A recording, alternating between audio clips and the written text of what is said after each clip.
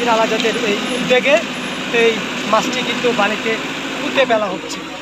দীর্ঘক্ষণ ধরে কিন্তু এখানকার এখানকার এক্সকাভেটর নিয়ে তিনি চেষ্টা করতেছেন, যিনি এক্সকাভেটর চালাচ্ছেন তিনিও অনেকক্ষণ ধরে চেষ্টা করতেছেন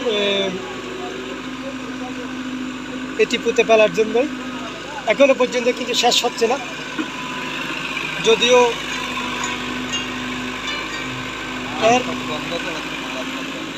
মারাত্মক কিন্তু গন্ধ ছড়াচ্ছে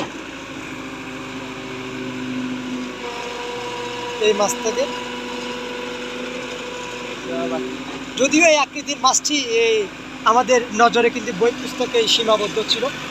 কত ফুট হবে তিমি মাছটি এবং ওজন কত হবে বলে আপনি মনে করেন? এটা আসলে মরে যেভাবে ফুলে গেছে এটা তো মনে হচ্ছে এখন 1 টনের উপরে ওজন হবে এবং আশা করি এটা মনে হচ্ছে 5 থেকে 6 মিটার পর্যন্ত লম্বা হবে।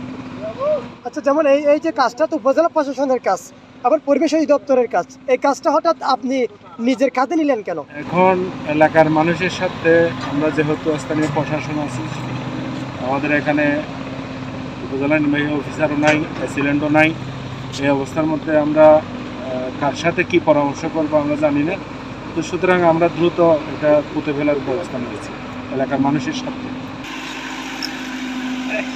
যদি আমরা বইয়ে চলাচল গদ্য পানি